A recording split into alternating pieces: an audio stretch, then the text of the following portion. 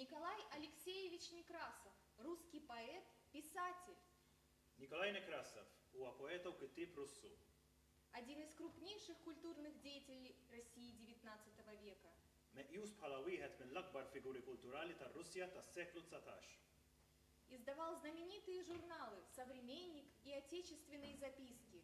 كان يبوبليكا ريفيستي معروفين بحال «Современник» وأتечественные записки. Его очень ценил, в частности, еще один гений русской литературы XIX века – Федор Михайлович Достоевский. الشغل تاع نيكراسوف كانوا apprezzati من ġenju ieħor tal-letteratura Russa tas-seklu 19, Fyodor Dostoevsky, flimkien ma' ħafna kittieba oħra Russi. Некрасов много писал о тяжелой доле русского крестьянства, воспевал красоту русской земли и красоту души человеческой. Некрасов kiteb ħafna dwar il-ħajja qiebsa tal-bdiewa u n-nies komuni Russi, fil-waqt li faħħar il-ġmien tar-Russja u żbuħija tar-ruħ tal-bniedem. В его произведениях отражено все богатство народного языка и фольклора, устной речи и песен. Ix-xogħol tiegħu jirriflettu kemm huma għanja l-lingwa letterarja Russa, il-folklor, il-lingwa mitkellma u l-kant tradizzjonali. Стихотворение «Крестьянские дети» – одна из визитных карточек Некрасова. Поэт рассказывает о радостях и горестях жизни крестьянских детей в России. Il-poeżija Peasant Children hija waħda mix-xogħlijiet karatteristiċi ta' Nekrasov, malma fl-iskejjel u maħbuba minn Russi ta' kull età. Описывая бытовые сценки, автор любуется своими маленькими героями и волнуется за их будущее. Il-poeżija tiddeskrivi xeni mill-ħajja ta' kuljum ta' tfal, fejn l-awtur jesprimi mħabbtu lehom u jitħasseb għall-futur tagħhom. Итак, Николай Алексеевич Некрасов, «Крестьянские дети», читают студенты курсов русского языка. Nippreżentawkom il-poeżija Peasant Children ta' Nikolaj Nekrasov, maqruha mill-istudenti tal-Ċentru Kulturali Russu.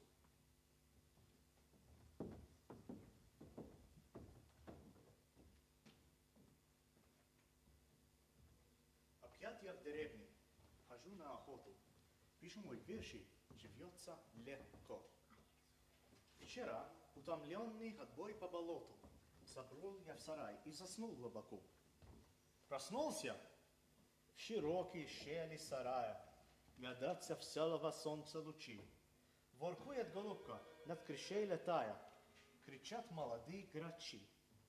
Летит и другая какая-то птица, по ней узнал я ворону как раз. Чу, шепот какой-то. А вот верница. Вдоль щели внимательный глаз. Со серые, карие, синие глазки смешались, как в поле цветы. В ней столько покоя, свободы и ласки, в ней столько золотой доброты. Я детского глаза люблю выражение, его я узнаю всегда. Я замер, коснулась души умиления. Чу, шепот опять. Борода! А барин сказали. Потише, вы черти.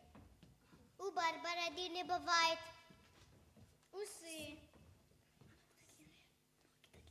А ноги так длинные? А ноги Снова как жерди. Снова как жерди. А вон на шапке глядит-ка, часы. Ай, важная штука. И цепь золотая. Чай дорого стоит. Как солнце горит. А фона собака. Большая, большая. Вода с языка-то бежит. Ружье, поглядит-ка, стволина двойная, замочки резные. Глядит. Вон она, собака. Ничего, постоим еще, Гриша. Припьет.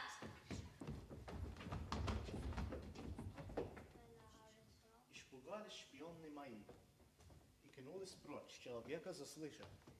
Так стояли смятение летят воробы. Затих я, пришелся, снова явилась. Глазенки мелькают в щели. Что было со мною, всему подивились, и мой приговор изрекли.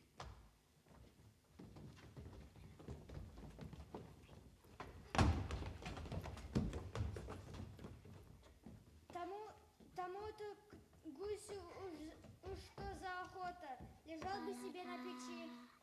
Именно не барин, как ехал с болота, так рядом с Гаврилой. Услышит, Молчи.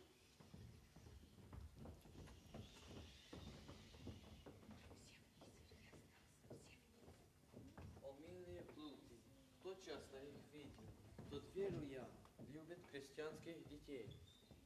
Но если бы даже ты их ненавидел, читатель, как низкого рода людей, я все-таки должен сознать открыто, что часто завидую им.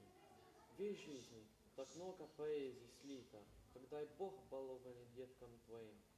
Счастливый народ, ни науки, ни неги, не ведают в детстве они. Я делал с ними грибные набеги, раскапывал листья, обшаривал книг, старался приметить грибное местечко, а утром не мог ни за что это отыскать. Взгляни-ка, Савося, какое колечко. Мы оба нагнулись, да разум и хвать. Змею я подпрыгнул, ужасно больно. Савося хохочет. Попался с моста. Зато мы потом их губили довольно и клали рядком на перили моста. Грибная пора, а уйти не успела. Гляди, уж чернонки губы у всех. Набили оскому, черница поспела. А там малин, брусника, орех, ребяческий крик. Повторяем эхом. С утра и до ночи гремит по лесам. Успигана пением, хохтанием, смехом взлетит лететера захока птицам. Зайчонок ли вскочит, по садом суматоха. Вот старый глухарь с облиналым крылом. В кусту завоцился, но бледом плакал.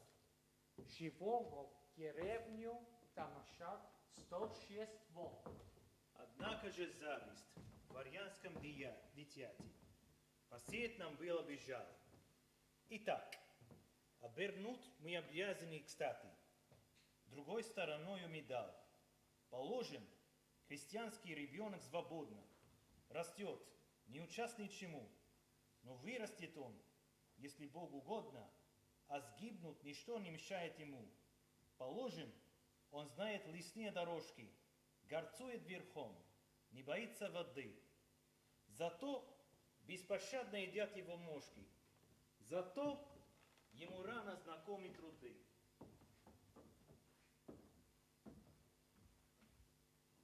Однажды, в студенную земную пору, я из лесу вышел, бессильный мороз. Гляжу, поднимается медленно в гору. Лошадка, везущая воросту воз. И шествуя, важно, в спокойствии чинно, лошадку ведет под отцы мужичок. В больших сапогах, в полушубке овчинном, в больших рукавицах сам, снагачок. Здорово, парниша. Ступай себе мимо. Уж больно ты грозен, как я погляжу. Откуда дровишки? Из лесом везет вестимо. А те, слышишь, рубит. А я отвожу. В лесу раздавался топор дровосека. А что, у отца-то большая семья. Семья-то большая, до 2 человека. Всего мужиков-то. Отец мой, слышишь? Да я. Так вот оно что. А как звать тебя? Власом. А какой тебе годик? 6 миноваль. Ну, мертвая. Крикнул малуточка басом. Рванул под уцы, быстрее зашагал. На эту картину так солнце светило. Ребенок был так умрательный мал. Как будто все это картонное было, как будто в детский театр я попал.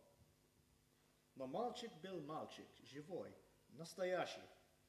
И дровни, и хворост, и погонки кон, и снег. Да, окошек деревни лежащий. А с теменного солнца холодный огонь. Все настоящее русское было, в котором так много и злобы, и боли, в котором так много любви,